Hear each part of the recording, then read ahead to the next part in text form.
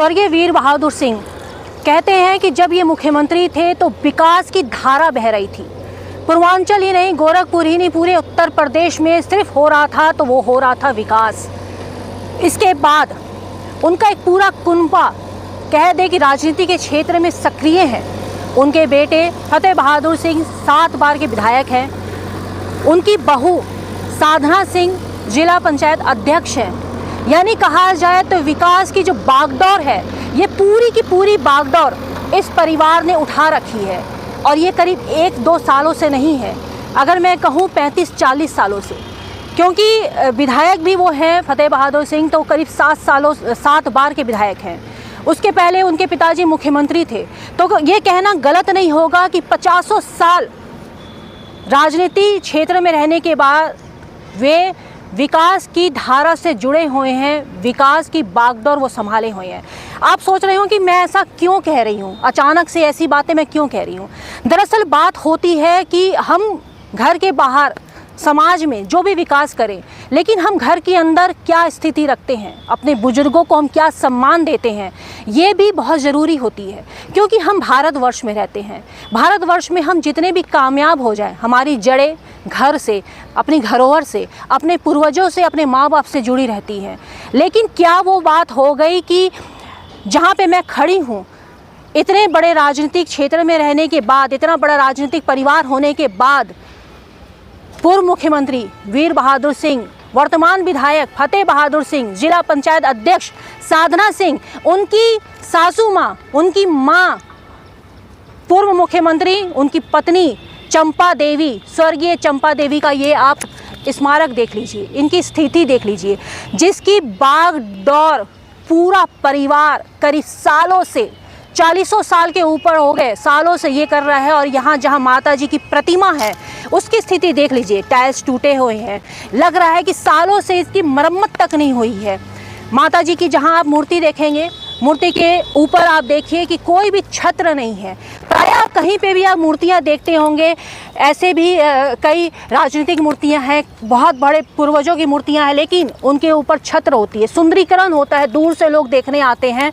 और वक्त ऐसा होता है कि लोग माल्यार्पण करते हैं, उनको श्रद्धांजलि देते हैं, उनका जन्म दिवस हो, उनकी पुण्यतिथि हो, ऐसे में लोग आके उनको श्रद्धांजलि देते हैं। लेकिन क्या ये माना जाए कि, पहले मैं बात करूंगी, क्या उनके परिवार के कोई सदस्य माता जी को श्रद्धांजलि देने के लिए इतने सालों में यहाँ मौजूद नहीं था?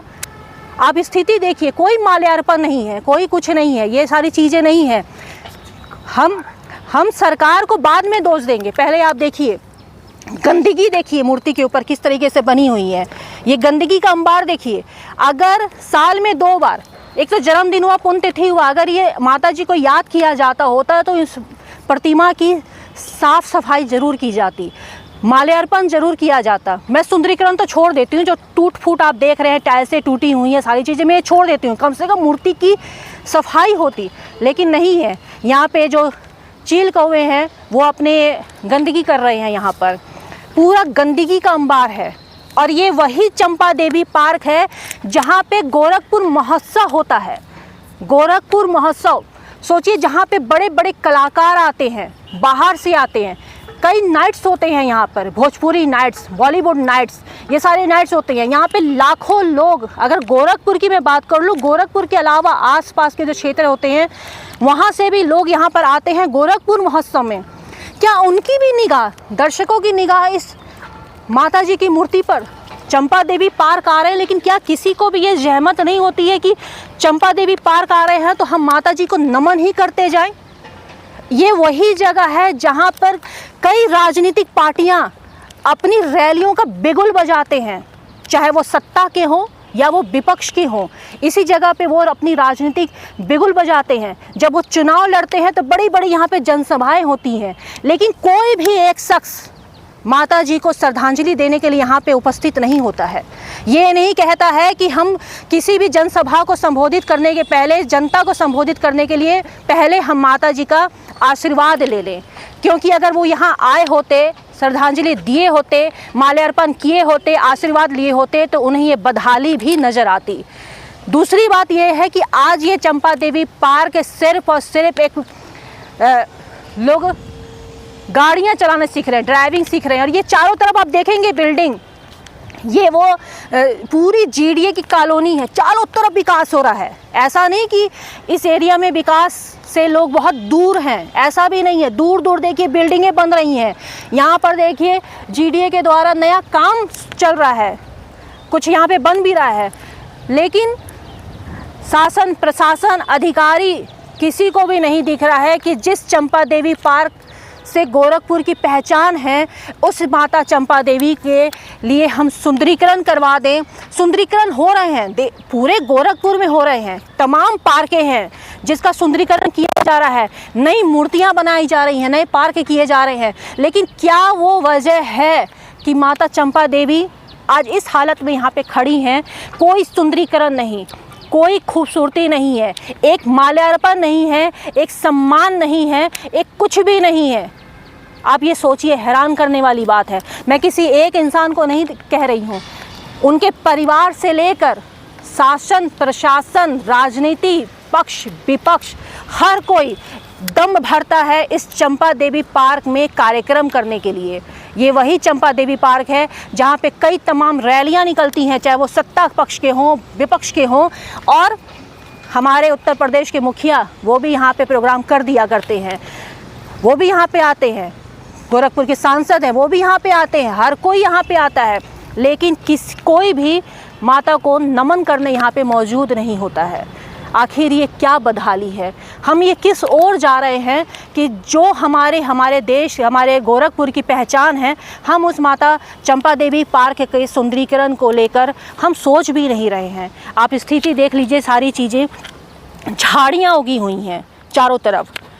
ये वो स्थिति है कि अगर कम से कम हम श्रद्धांजलि देने के लिए नमन करने के लिए हम यहाँ पर अगर आए होते ना, तो ये स्थितियाँ नहीं होती थी। किस तरीके से झाड़ियाँ भी यहाँ पर निकल रही हैं। साफ तौर पर ये कहा जा सकता है कि विकास तो छोड़िए, सुंदरीकरण तो छोड़िए, माता को नमन करने के लिए यहाँ पे कोई भी नहीं आ रहा है। पूर्व मुख्यमंत्री वीर बहादुर सिंह की पत्नी है, ये फतेह बहादुर सिंह की माता जी हैं, जो 7 बार के विधायक हैं, कैबिनेट में मंत्री भी रह चुके हैं, जिला पंचायत अध्यक्ष उनकी बहू साधना सिंह। बावजूद क्या वो वजह है कि माता जी की आज ये स्थिति बनी हुई है? यहाँ पे कोई भी नहीं है, सत्ता पक्ष विपक्ष, ये तो बात की बात है। परिवार के लोगों से पहला ही सवाल ये उठता है कि आखिर इनकी बदहाली के पीछे जवाबदेही कौन है? हो सकता है कि अब सरकार की नज़र पड़े, जीडीए की नज़र पड़े। मैं परिवार वालों से भी बात करने की ज़रूर कोशिश करूंगी कि क्या वो वजह है कि माता जी की स्थिति आज ये है कि यहाँ पर कोई श्रद्धांजलि एक पुष्प अर्पित करने के लिए कोई मौजूद नहीं होता है। हो सकता है कि इसके बाद यहाँ का सुंदरीकरण हो, माता जी को थोड़ा सा सम्मान दिया जाए। लेकिन बड़ा सवाल यही है कि पूर्व मुख्यमंत्री जो वीर बहादुर सिंह की पत्नी हैं, ये फतेह बहादुर सिंह जो विधायक हैं, कैबिनेट में रह चुके हैं, उसके बाद साधना सिंह, क्या वो वजह है कि चारों तरफ विकास, चहुमुखी विकास करने के बावजूद वो अपनी माता जी की ओर ध्यान नहीं दे पा रहे हैं? मैम एक संघर्ष की कहानी अगर बात की जाए तो संघर्ष की कहानी आपके पूरे परिवार के साथ जुड़ी रहती है। जहाँ अगर पूर्व मुख्यमंत्री वीर बहादुर सिंह की बात की जाए, फतेह बहादुर सिंह की बात या आपकी बात की जाए, ऐसे में एक चीज़ें जो खलती हैं वो ये है कि चंपा देवी पार्क जो आपकी माता जी के नाम पे है, उस पार्क की स्थिति बहुत ख़राब हो गई है। मूर्ति की अगर स्थिति अगर देखी जाए बहुत जर्जर हो गई है। ऐसे में बहुत सोचने वाली बात हो जाती है कि जहाँ हर तरह हर जगह विकास की बयार एक बह रही है, तो माता जी की प्रतिमा को ऐसे क्यों किया जा रहा है? नहीं, ऐसा कुछ नहीं कर रहा, उस पर भी काम चालू हो रहा है और माननीय मुख्यमंत्री जी इस चीज़ में ध्यान दिए हैं और वो बहुत जल्दी ही बहुत आपको सुदृढ़ होकर मिलेगा। कोई अगर फिर भी अगर नहीं हो पाया तो उसके लिए हम लोग काफ़ी हैं, हम लोग खुद कर लेंगे, कोई इशू नहीं है। फिर भी हम आपको इनवाइट करेंगे, जब हम उसे बिल्कुल सुदृढ़ बना लेंगे फिर हम आपको इनवाइट करेंगे ज़रूर। पूर्वांचल का पहला NBA मान्यता प्राप्त संस्थान KIPM GIDA Gorakhpur quality education और बेस्ट प्लेसमेंट के लिए राष्ट्रीय और अंतर्राष्ट्रीय पुरस्कारों से सम्मानित। Admissions open in BTech, MTech, Polytechnic, D Pharma, B Pharma, M Pharma, BBA, BCA, MBA और MCA. Contact KIPM GIDA Gorakhpur.